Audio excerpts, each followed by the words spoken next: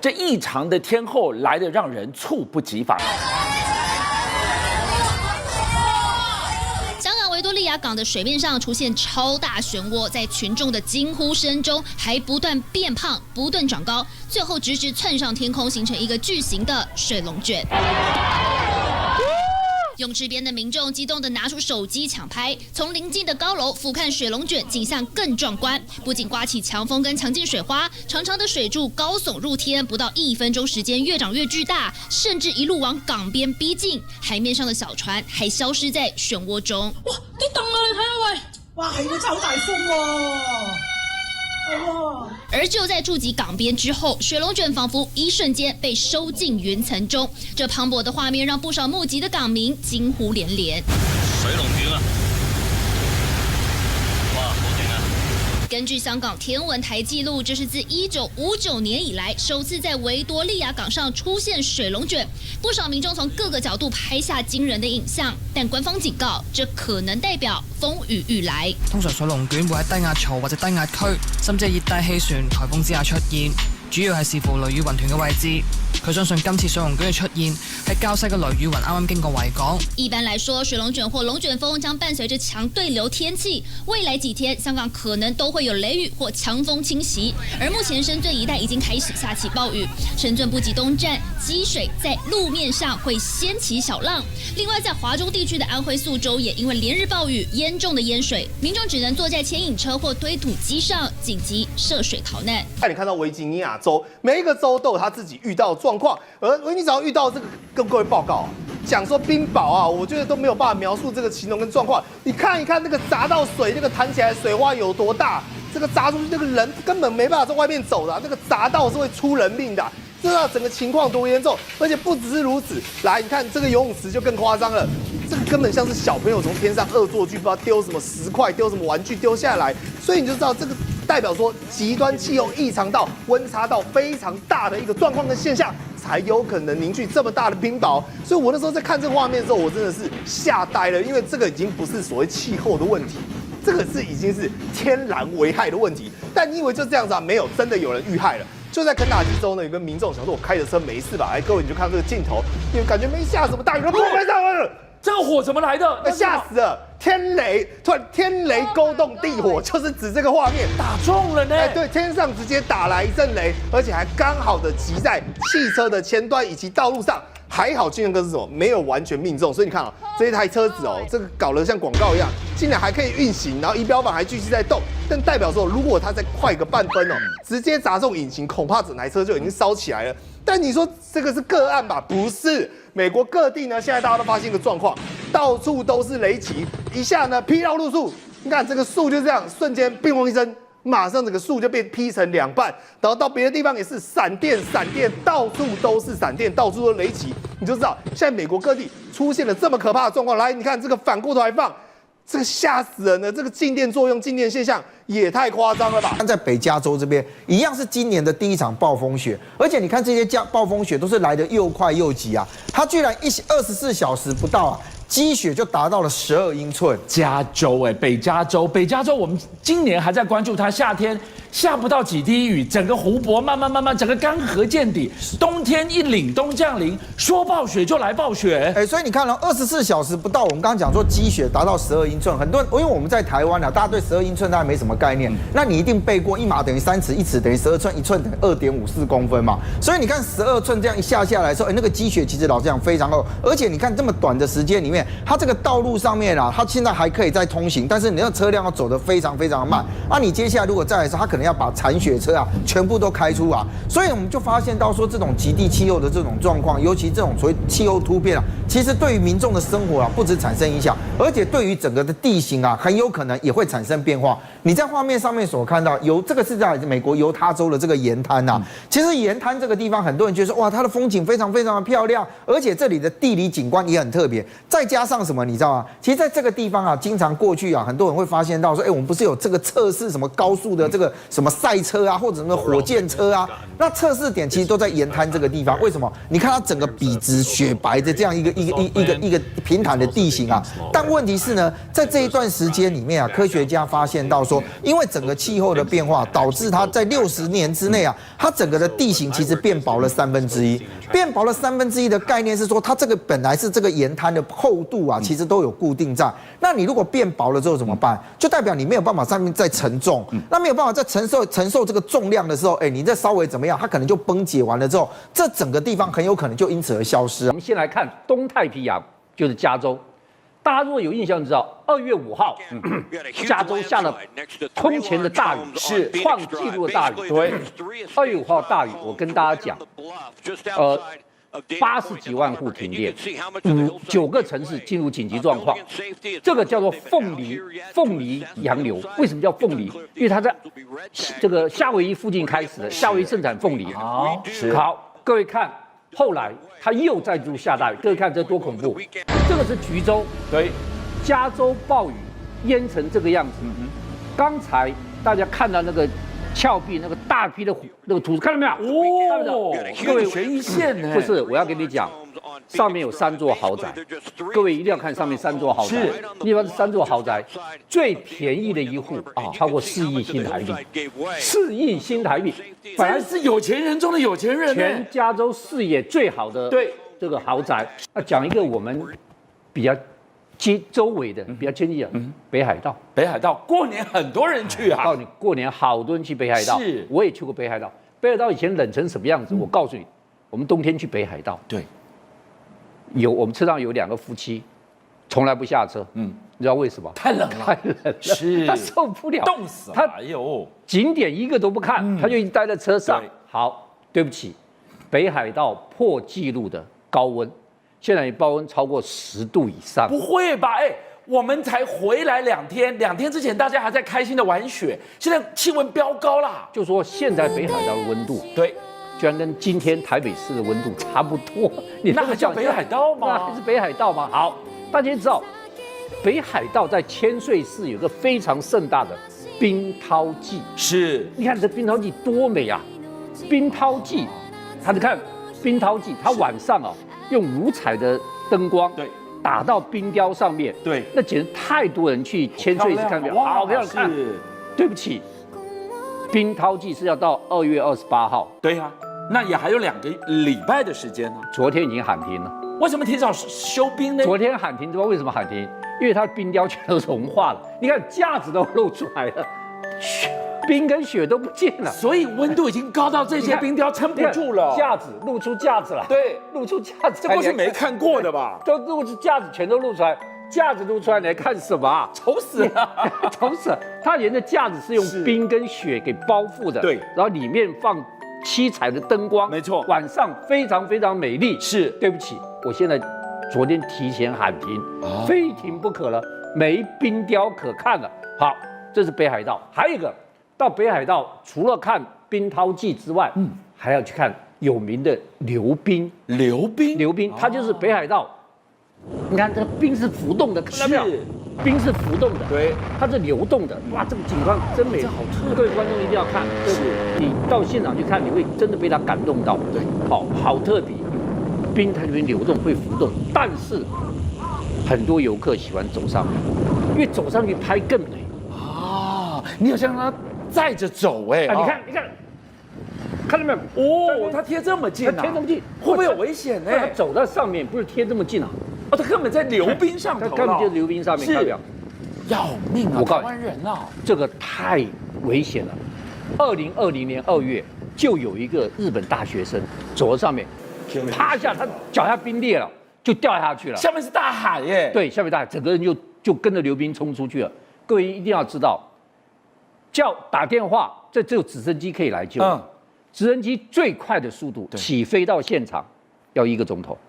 哇，那你掉下去，15分钟之内就致命了。冷都冷死了。对，居然这个溜冰，美丽的杀手跟陷阱。很美是，但是不可以去亲近它。对，老师，你刚刚应该提到了，从这个美国到了阿联酋，一直到北海道，你一直带我们看到一个概念，就是气温在变，然后温度异常的飙升，才2月中，对，已经越来越热了。对，北海道2月中飙破10度以上，对呀，这是创历史记录的。是，好。大家想到冰涛季提前结束了，那今年创历史纪录最宏大的哈尔滨雪大世界哦，这个地方冬天也很有看头。看这雪大世界多漂亮！是好，大家一定要知道，这雪大世界今年被收入金氏世界纪录。为什么收金氏世界？它今年居然占地816682平方米，全世界最大的冰雪游乐园。是，所以它今年被金氏世界收进去。好，那这么漂亮的，也在这个吸引了无数的游客，非常大的游客。好，你看这个多开心！但是我跟大家讲，对不起，你知道哈尔滨现在温度几度？零下呀，高于5度。哎呦，高于5度，一起都热起来了，也开始在融化了。所以它现在做2件事情：第一个，它不修复了，它本来融化要修复的，它没办法修复了，老天爷不赏脸。那不是跟北海道一样吗？对，提早收冰了。它大的还没融，对，现在小的融了。它看，它现在开始在拆了。对呀。但是各位观众一定要知道，你看刚刚有人在旁边照相，对不对？是危险。他拆这些非常危险，因为他现在拆小的，对，拆小的还没关系，那大的什么时候会崩解下来？你不晓得哎。最大的雪中之王，超过16层高，哇！你别靠近了。对，好，各位看那个，他现在拆小的，对，大的我问你怎么拆？大的是非常高的技术，他没办法去这么高去把它撞击，你也有可能被压扁呐。他挖下面，然后把它根挖掉，让它自然倒。好，问你技术来了。它是头往哪边？对呀，而且它不是跟树一样，树是一根树倒下就算了，它倒下是砰击的，像炸弹一样，冰那样开花似的。这些施工的团队还对，哇，那个要经过严密的计算。对，那有一件事情可能大家都不知道，哈尔滨不可能一下子弄那么多冰，做金氏世界这么大的冰雕。你知道它冰怎么来的？怎么来？它居然下面基底都是老冰。什么是老冰？有老酒，有老茶，居然有老冰。是，就是他现在不是要把这些弄掉吗？他在1年前就开始除冰，看到没有？他1年前，这不是现在哦，这1年前就在跟除冰哦，快弄成一块一块的。然后呢，他去哪里？他居然用厚棉被土法炼钢，但他多层保温，这个太有厉害。他拿厚棉被跟草席把它包起来，又放到民间的冰窖里面。那民间很高兴，为什么？我的蔬菜水果都放在那边保存了，天然的冰箱，看到没有？哇，这都是存下来的，存下来的。各位要知道，厉害到什么程度？哈尔滨最热30度，对，到30度过，它完全不会融化，不怕它融成水啊，它完全不会。哇，这个厉害了！我告诉你，它到30度的时候，一点都不融。你看这老冰，而且老冰啊，储存了1年之后是特别坚毅。对，所以我要跟大家讲个秘密，哈尔滨这个雪大世界的冰雕，对，它基底全部都是老冰。美国这个密西根州呢，有一座灯塔，大家知道灯塔常年呢可能会下雨会泼水，所以你想可以看看。你看得出来这是灯塔吗？这是明天过后了。不讲你还以为是什么文艺复兴时期的什么特殊哪一个大师的雕像，根本不是，是因为整个湖水呢导致整座灯塔完全被冰封，完全被冰冻，而且呢随着这个它等于是水滴还在滴落的状况之下的时候呢，就已经结冻了，变得像裙摆一样的状况。但到了沼泽地方，像沼泽，这个总不容易结冻了，没有，照样结冻给你看。就你看到，你不要里面是什么？里面就是一只活生生的鳄鱼哦！你不讲，你还以为怎么看起来有点像石花洞？不是啦，竟然鳄鱼就这样被冰在石水里面。那你看民众还很调皮，去嬉戏的摸一下它，大鳄鱼、小鳄鱼，通通都逃不过天气冷的状况。而美国有个民众呢，跑去超商买水，他想说，我这个水，就你看哦，各位仔细看哦，见证奇迹的时刻。1秒钟、2秒钟、3秒钟，整瓶水都结冻了。娟哥，你知道这是为什么吗？因为它可能放在里面呢是3度C、4度C， 结果没有想到冰箱外面比冰箱还冷，刚好一拿出来，来再看一次。所以室温之下直接一路冰冻。老板不要浪费电了，冷气关起来了啊，这个电冰箱打开。所以建哥，你仔细看，我跟你讲，这个冰箱功能已经不是拿来冷东西了，你知道拿来做什么吗？拿来当暖炉保温啊，当然是开店的保温啊，高什么东西啊，拿出来马上就什么，马上结冰了。是，但与此同时，你看到这些民众真的很辛苦，因为过去大家讲屋顶会积雪没有错，但屋顶积雪就它这个不是铲雪啊，一般我们铲雪是拿着铲子挖，就不是一整块崩落，整块掉下来，就积雪太大了，反而这个省麻烦。你看我铲子用割的，它不是用铲的，你看拿一个大锯子在上面割啊。把雪割下来，从来没有听过这种状况。但是为了美国呢，我们讲刚刚看了这么多的雪，一个美国却有2个世界。为什么？有人是下雪，但南加州却不是，因为南加州至少纬度比较低，没有这种状况，反而是暴雨成灾。他们讲了这个洪水，我跟你讲，破门啊！你看，瞬间这个门啊，他是讲看到过来，连防都来不及防，直接就灌入。所以俊相哥，你知道这代表什么吗？瞬间水量太大，是它等于是我本来前面。我家门前没小溪，对，后来我家门前还是没小溪，是整个大溪就直接把我家整个断倒了。它现在出现状况是这样，所以你大家看街头更夸张，一台汽车在南加州通通都被大水淹没，瞬间水量太大，是它等于是我本来前面。我家门前没小溪，对，后来我家门前还是没小溪，是整个大溪就直接把我家整个断倒了。它现在出现状况是这样，所以你大家看街头更夸张，一台汽车在南加州通通都被大水淹没，大水淹过龙王庙，甚至有车辆呢就这样冲着连车带水直接牵走，而还是有不少行人，你看哦，这是什么？整个都已经这种水淹吉凶了。只能在这种状况下，因为没办法嘛，该逃命的还是逃命。夏天也淹，然后冬天也淹，要么被水扁，要么是暴风雪。对，因为我们夏天也带你介绍过美国的这种洪水灾难，但那是因为有气旋嘛，有飓风嘛。这冬天当然是百思不得其解，怎么气候现象异常至此，连夏天都在淹水。我们看到在温暖的南加州，居然应该出现在极地的雪鸮。雪鸮是什么鸟？怎么会出现在加州南部嘞？事实上，雪鸮就是白色的猫头鹰啊。那过去我们看到最多就是《哈利波特》电影里面的送信的那一只吗？送信的那个，对，没有错。可是呢，事实上呢，那是因为电影的特效。可是因为雪鸮它一般生存是在北极跟加拿大这种极度寒冷的地方，但这一次居然出现在加州的南部啊。加州大家已经认为是温暖了，还出现在加州的南部，你不觉得更奇怪吗？所以动物学家也发现到说，它很有可能是怎么？你知道，它可能是跟着船只，因为船只可能从北极加拿大那个地方南下的时候，这只雪鸮呢就坐在船上面。因为雪鸮其实在现在全世界里面来讲，只剩下20万只左右。那为什么会剩下这么多这么少呢？因为我们刚刚提到说，它生存的地方是在比较寒冷的地方。对。那因为啊，现在这个整个气候暖化的状况，导致他们的栖息地都遇到了改变，甚至有人讲说，这个雪鸮会不会以前啊，它是住在寒冷的地方，它现在身体也产生适应的变化，所以呢，它也可以到温暖的地方去走一走。可是这就代表是什么？你知道，代表现在整个极地气候的一个改变，海象的出现跟雪鸮的出现，其实对于动物学家来讲，他们都很担心，这是未来的一场灾难啊。跟你说，今年不冷吗？今年冷得要命。我们讲到了极地的漩涡到底可以冷到什么程度？气象局长今天告诉大家，那个最中心点-85度C。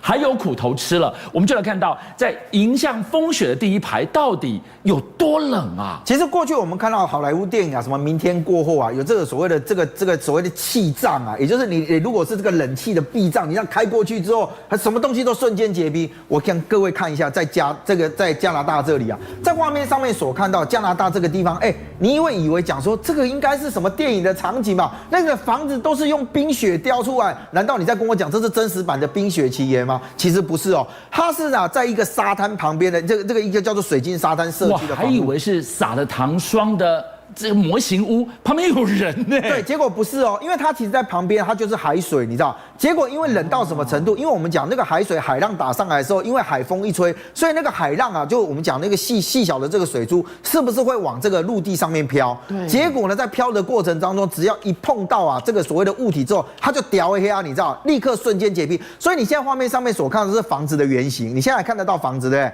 但是因为那个海浪一直不断的拍打，越往里面越来越冷的时候，你有没有发现，现在镜头转过去的时候变得白色的了？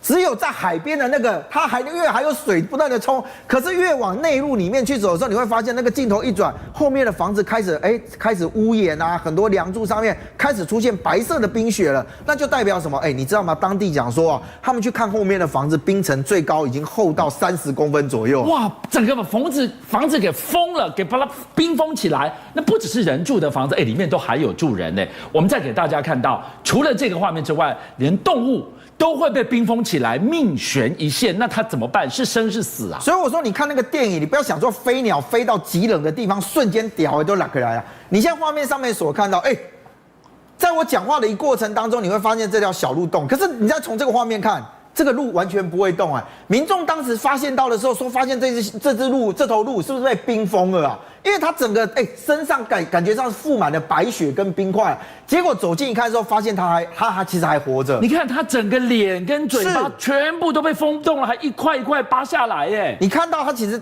老实讲，这个其实很痛，你知道吗？因为它整个粘在它那个皮毛上面。可是呢，当时救难人员去它身边的时候，发现到它其实还有心跳，只是因为它的嘴巴、它的头部、它的鼻子跟它的眼睛全部被冰块给冰冻住了，甚至连它的屁股也被冰冻住了。所以这头鹿当时做了一件自保的决定，是它留在原地动都不动，所以才会像画面上面这样。你以为它已经死掉，其实没有。结果救难人员想办法帮他把这个所谓的这个鼻子还有其他的这个冰块给去除掉的时候，他一觉得一获到了解脱，蹦，赶快就跑走了。这个暑假多少人冲日本、冲东京？如果这几天恐怕被这一场大雨给海扁了。破纪录的暴雨，上百毫米的时雨量，几乎把半个月的雨都下完了。而地铁站月台，你看看被淹没了，楼梯变成瀑布，整个东京成了灾难现场。任俊呢告诉我们，看了触目惊心，东京这一场暴雨原来跟沸腾的海水脱离不了关系啊！这一次东京整个这个下大雨，那个画面一出来的时候，大家会觉得说天哪！东京我们多少人喜欢这个地方？而且东京最自豪的不是它的排水系统吗？可是你现在看它的这个画面啦，东京其实在晚上之后开始进入大量的这个强降雨，而且它的整个画面上面看一下，整个车站居然瀑布水已经渗到这个所谓的车站里面去啊，直接帮这个车子在洗车啊。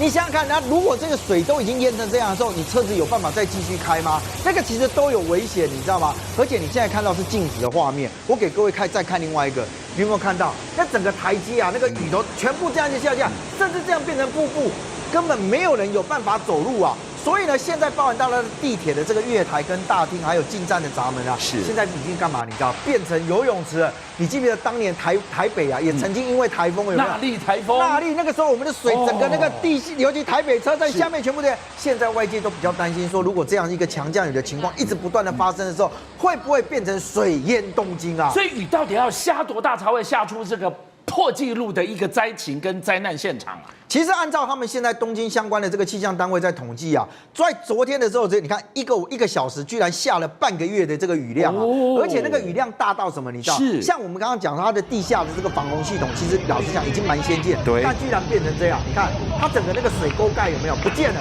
那个水柱从下面这样喷上来，因为水大量在那里面，然后呢，那个内外的压力不平均所以导致它整个水只好往马路上面冲，你知道吗？你看这个水已经淹到整个这个街头里面，那个最少大概这样看过去有将近半个轮胎这样一个高度所以对于他们来讲，东京街道变成小河的原因，其实来自于是它1个小时降了100毫米的这样的一个雨量。事实上呢，如果以这个过去的时候东京最多下雨的时间是还是9月份，但是9月份的这个所谓平均下雨量是在187毫米，但是它1个小时就下了100毫米的量，当然对它整个的这个排水系统上面来讲是一个很大的压力。但我刚刚提到呢，其实对东京来说，之前好多国外媒体都去采访，你知道，东京的排洪系统这是全球最大，甚至被称之为叫做地下神殿。你有没有看到？这不是核子反应炉这个是它整个下水道，你看那个高度有多高？你看旁边有那个游客在参观，对不对？这个居然变成观光景点因为大家都想说，天哪，你看你这个可以容纳到多少的这样的一个这个雨量？那个时候其实在讲说它这个原先这个雨量这样下来的时候，多大的雨水都没有办法让我东京淹水，结果没有想到现在却变成这个样子好，你看到了这一个极端的天气如何冲击到日本。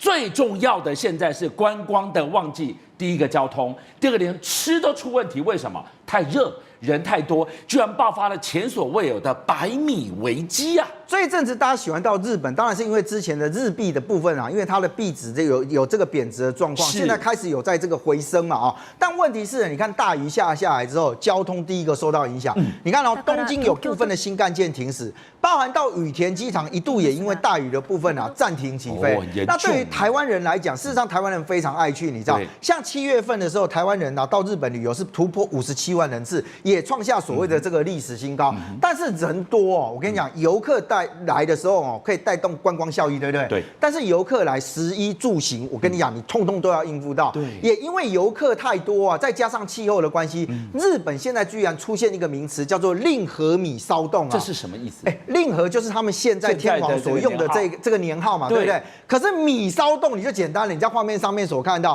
事实上它架子上面有好多的这个架子啊，米骚都被人家抢光了，都空了。对啊，比较平价的这些米啊，很多都被抢走。那就补上去啊！现在不是补的问题，你补要有货。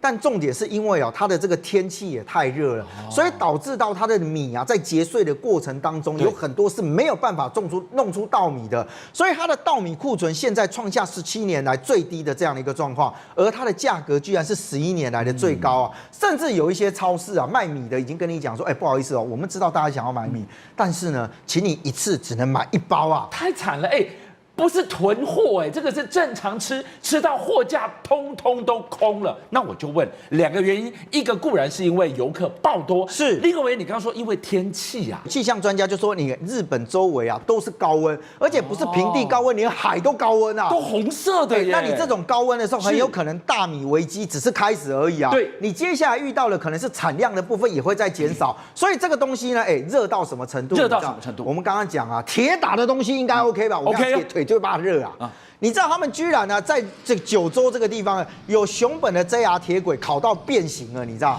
你在画面上面所看到，你有没有看过冰块去撸铁轨的？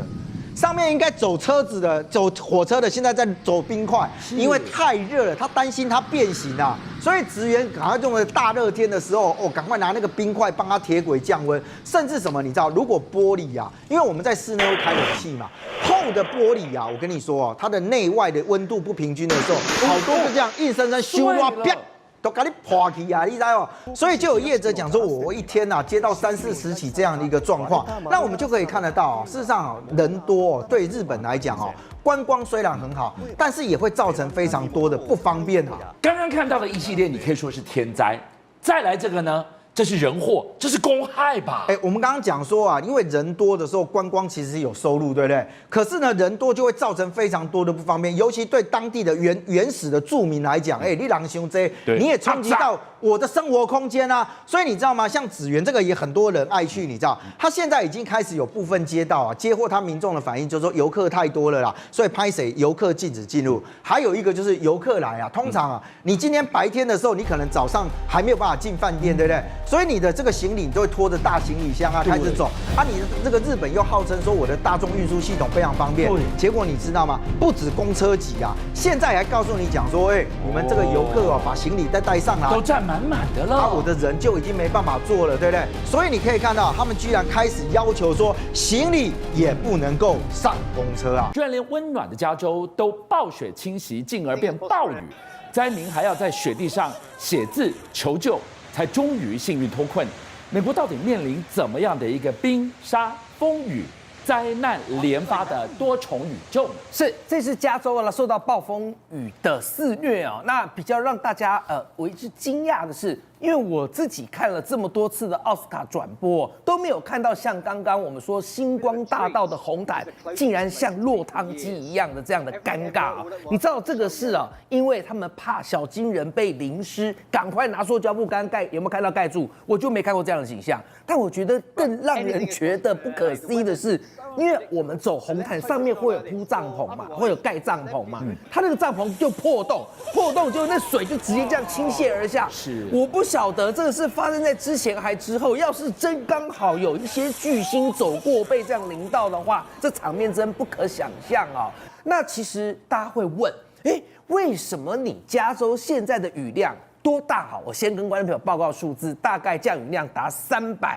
那为什么会有这样的大雨量？其实是因为你看我先来讲他们现在当地的这个洪水泛滥的情形哦，不管是北加州或南加州，但画面这个是南加州，是北加州，它是因为这些我们俗称叫做大气河流的温暖的这些又很潮湿的气流，因为它本来这些气流它都是在什么？在太平洋夏威夷的上方，可它遇到低气压，它就形成非常潮湿的大气河流。那美国人还给它取个名字，叫做凤梨特快车 （Pineapple Express） 啊。那通常啊，美国在加州一个冬季会遇到几次？可它现在竟然遇到第10次。好，你现在看到我们说的这个市区河流哦，因为它溃堤，然后洪水又泛滥，所以在市区里头，你已经看到是汪洋一片。而拜登政府联邦也立即出动来救援，出动国民兵。那我就要来讲个故事。有一个郡啊，它叫做蒙特洛郡啊。你知道，本来一开始在这个暴风雨肆虐的时候，因为我刚才说了嘛 ，Pineapple Express 大气河流，他们又不是第一次见过，所以一开始那个蒙特洛郡的郡长还说没关系，我们想办法还可以自救。但是他忽略一件事情，因为这次非常的凶猛。那他们郡内有一条河叫做帕哈洛河，帕哈洛河就在他们始料未及的半夜突然溃堤。溃堤之后，来，我们来观众朋友看这画面了，因为这条河啊，其实是算他们的一个蛮大的河流哦。这个缺口看起来很触目惊心哎。我还以为感觉看到了中南美洲的国家，不，这是美国的加州哦。好，那帕哈洛河刚刚俊相指的那一段溃堤之后是半夜，你白天可能还可以做紧急疏散，你半夜溃堤，很多人后来就来不及逃。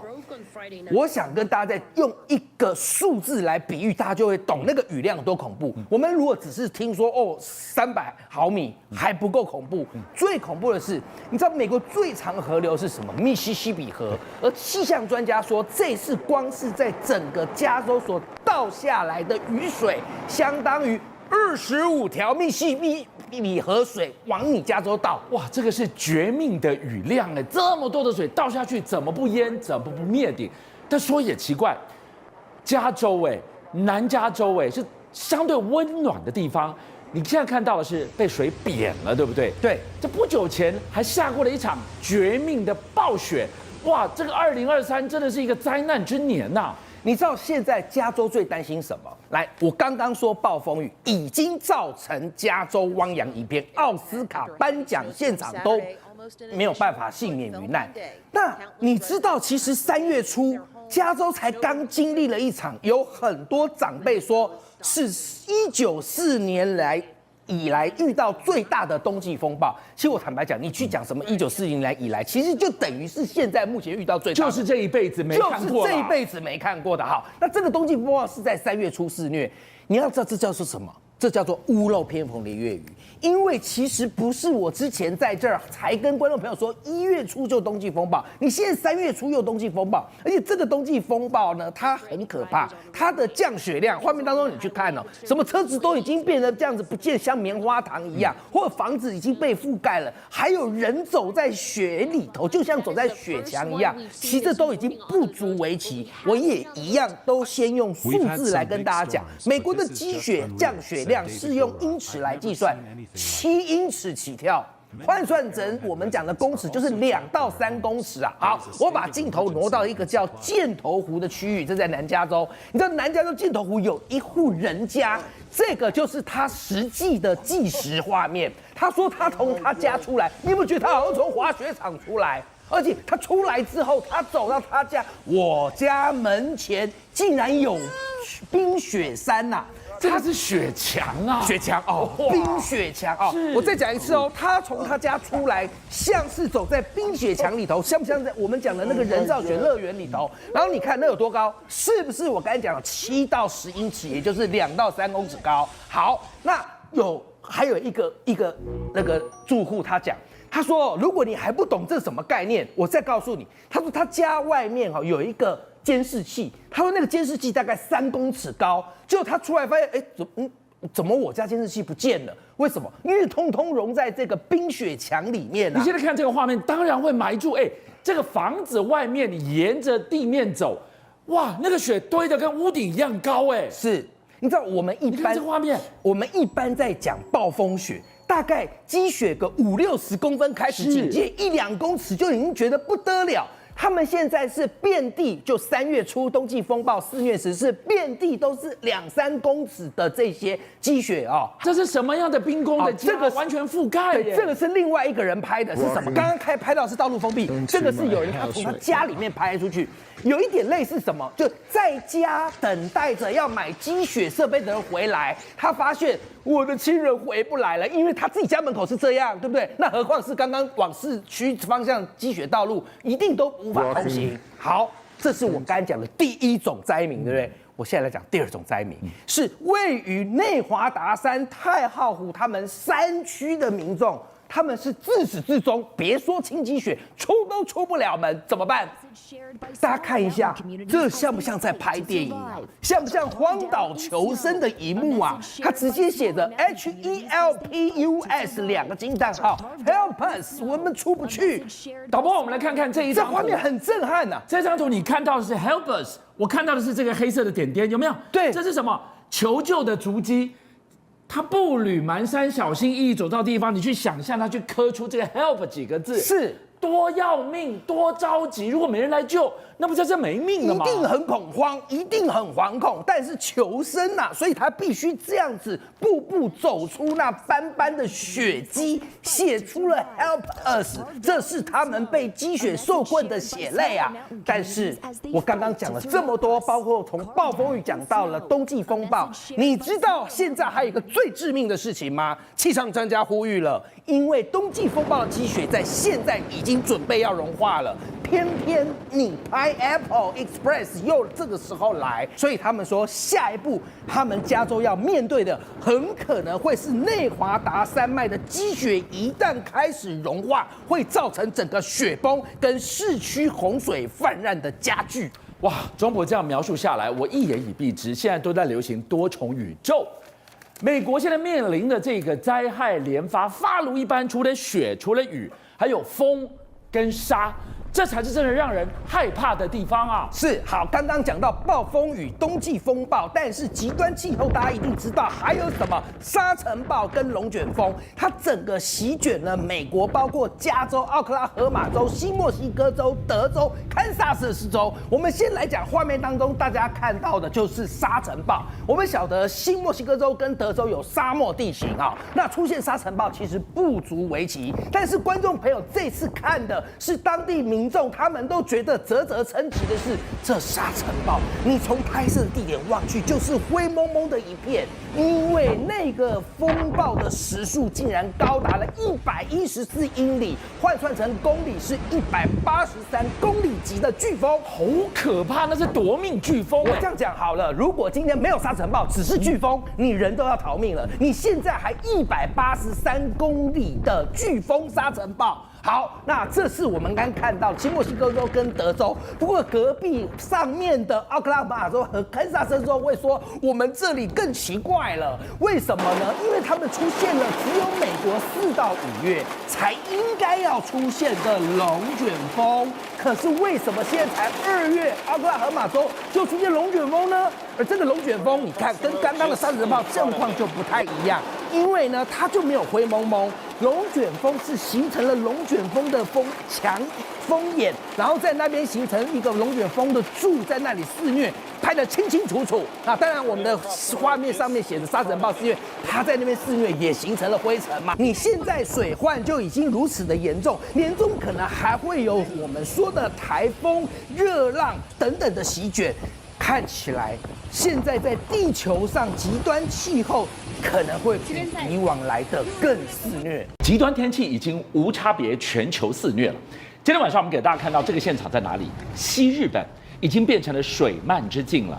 从九州到奈良，暴雨、土石流全境覆盖，灾祸才刚要开始。接下来我给大家看看更严重的地方，在中国湖南。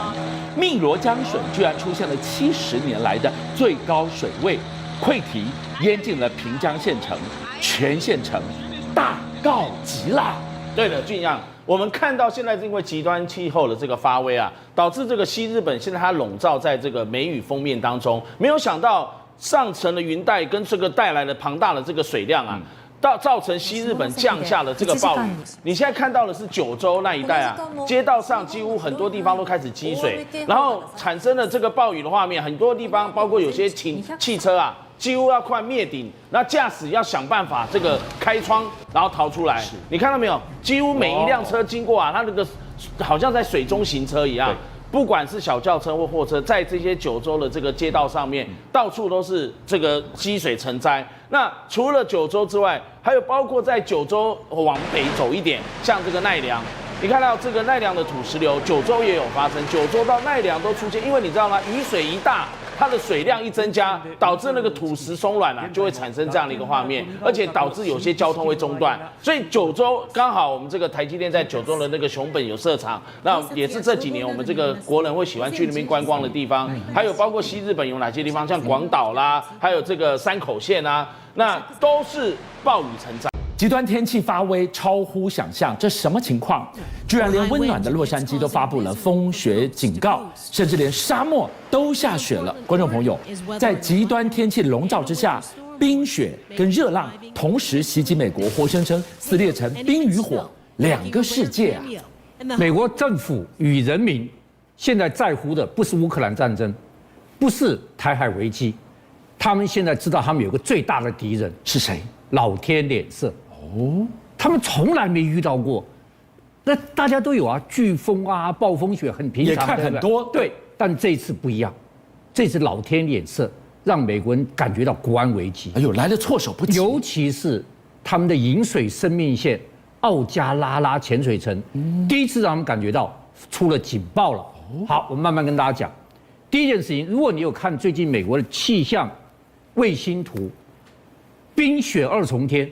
我告诉你，北部甚至于从来没见过美西冰天雪地，是，但是东南部完全是火红的，火炉一般啊！我告诉你，这个犹他州-22度，佛罗里达州这个36度，哇，温差50-60度哎，快60度了。对，最冷的山上零下40度，从来没见过的，40度加上佛罗里达36度，差距76度。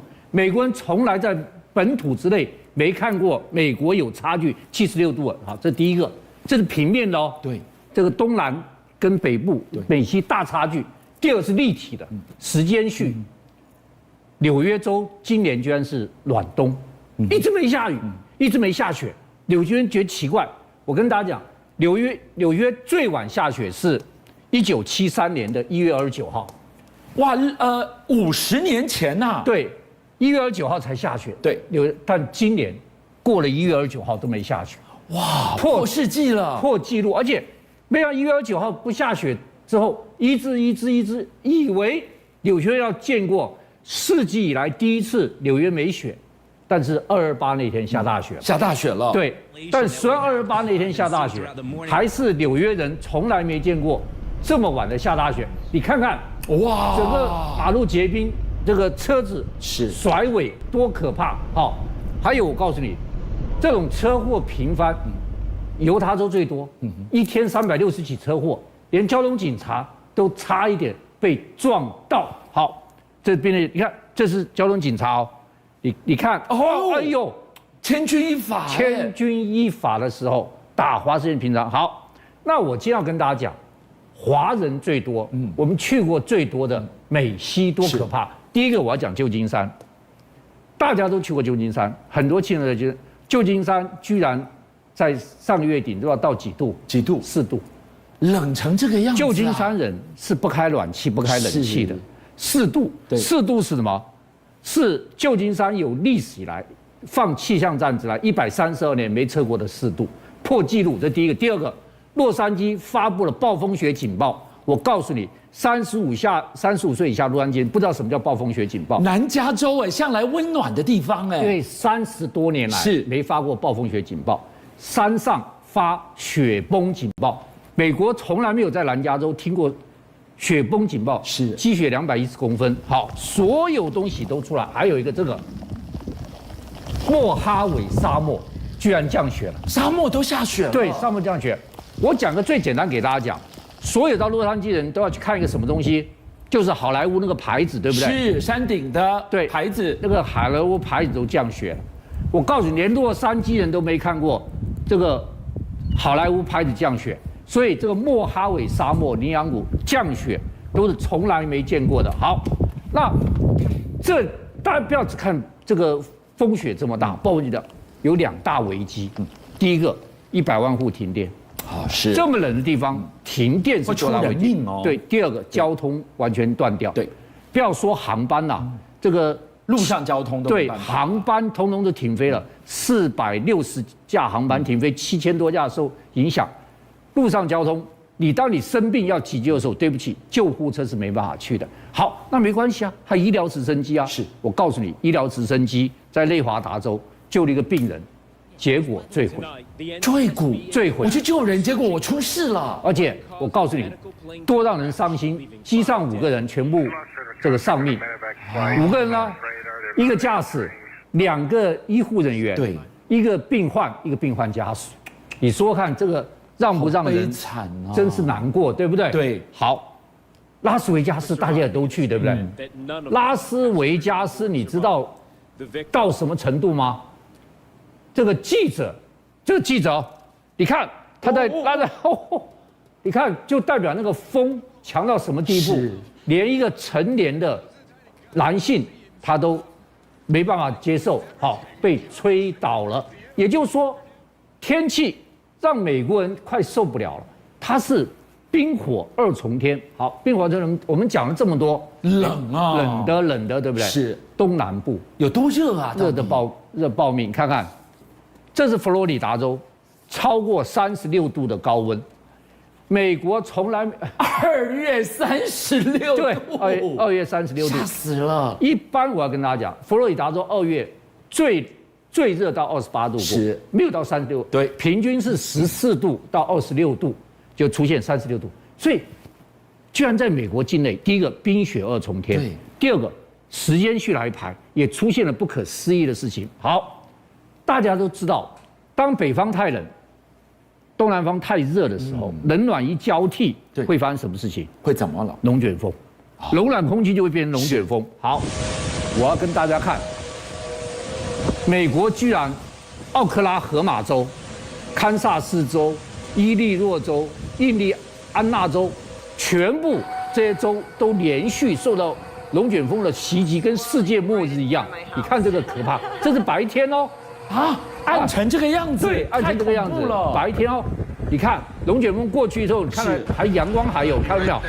几乎像世界末日一样。是。好，这不只是奥克拉荷马州，我刚刚已经讲了好几个州，伊州、印州跟堪州全都有龙卷风。是。好，那你知道马老师，2月龙卷风稀不稀罕啊？稀罕吗？1950年统计到今天，72年来，对，2月的龙卷风51起。很少72年51起，就最近就是因为极端天气，它啪一下就出来了。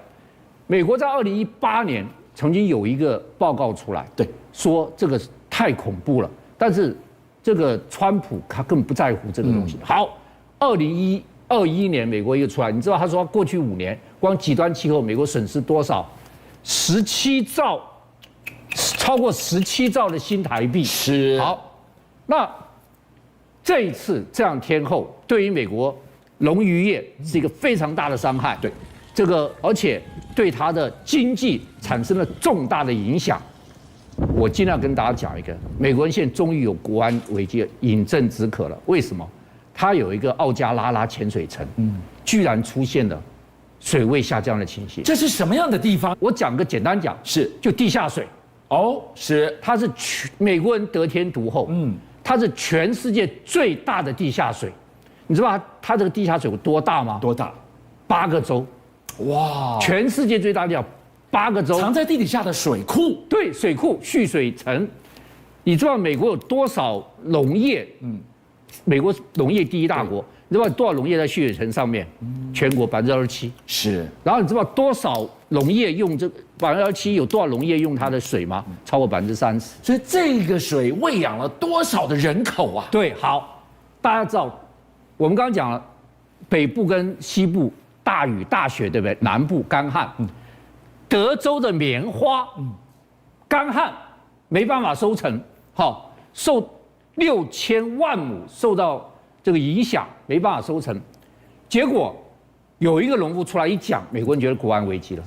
他说干旱当然影响到我棉花田的收成，是你知道它有多少亩吗？多少？2400亩。什么概念？不就是棉花吗？我告诉你，他说哦，德州县干旱成这个样子，对，没关系。我以前干旱的时候，我有95%的水，我可以饮用奥加拉拉的水，对，拉加水。他说我今年以前我95%的水都是奥加拉拉，是我现在只有5%的水。哎呦，干透了。这个如果干了，美国农业拿大危机了。好，那这个水层会不会干？现在3个原因。第一个当然是干旱，对，让它水层下降。是。第二个，农业就因为干旱嘛，对，农业就抽得凶，又往下降。对。最可怕是，美国人现在因为石油的关系，要对俄罗斯人拼命开采页岩油。要开采页岩油要用什么水去的？强力的水柱去把页岩油去弄出来。对。他用了什么水？奥加拉拉的水啊！所以这一次干旱，东南部干旱，让美国全世界最大的蓄水层全开始下降。美国现在做了一个研究，你想，如果奥加拉拉干枯的话，它要怎么样才能恢复原状？要怎么样？要下6000年的雨。哇！6000年的雨，这个是不可逆的伤害。对，所以。美国现在这一次干旱，让美国觉得它的油居然没有水资源更重要了。再来，我们去看看日本，台湾人爱到日本玩，但我们告诉你，日本真是太苦了，太悲催。关东、关西居然同时都遭殃，你看看这一场雨，这个水势一口气疏散了200万人，怎么会这么严重？我告诉各位，马娃台风虽然没有对台湾造成侵袭，但是呢，它却造成日本，很多人讲是破纪录的灾难啊！它从关东、关西、近畿4国无一不遭殃。我们先来看看马娃台风呢，它造成的包括有洪流，还有河水的溃堤，还有土石流。所以呢，这是日本呢，在这样的一个我刚刚所说的关东、关西、近畿4国都传出了，包括市区。你看看现在这个市区，大家日本人寸步难行，因为他们说这个是一个破纪录。哇，你看这个画面，那个玻璃门外把水挡到几乎到一个人的腰这么高，哎，我跟巨象报告，很多人说他已经好几10年没目击这样的场面，所以一时之间他不知道如何。来应变，你看那个门口的水，要不是他堵那个沙包，那水他的家里面膝盖一定全部都遭殃。还有你刚刚看到车子全部泡在水里。好，这是日本目前受到马娃台风的这样的一个雨势，他们说这个雨啊，简直是狂炸，简直是用到的。好，如果雨水是这么的大，雨水是这么多的深，我问各位，新干线、JR 或者一些地铁，它还有办法行驶吗？果然全部停摆了。停摆最让大家觉得恐怖的地方就在关西机场。来，观众朋友一定跟我一样熟悉，关西机场分1航厦、2航厦，1航厦有地铁，有 JR， 有南海地铁，南海电铁，这2个是他们所谓关西机场连外到大阪到神户最需要连外的一个主要干线。为什么这些人都不去做？为什么这些人都在停在那不排队不走？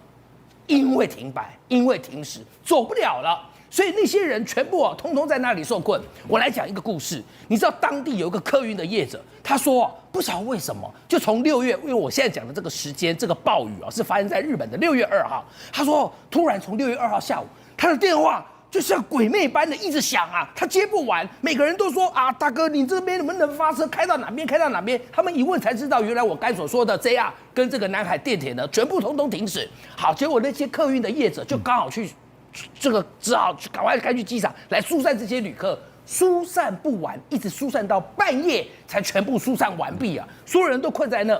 不过我跟各位讲，关西机场的它的连外的 JR 跟南海电铁，它是双向的。当它如果停驶，别人代表也开不进来，这会拖到什么？就拖到了东京。你知道东京的新干线停驶，东京有一条新干线叫做东海道新干线，这是日本最悠久的新干线路线了。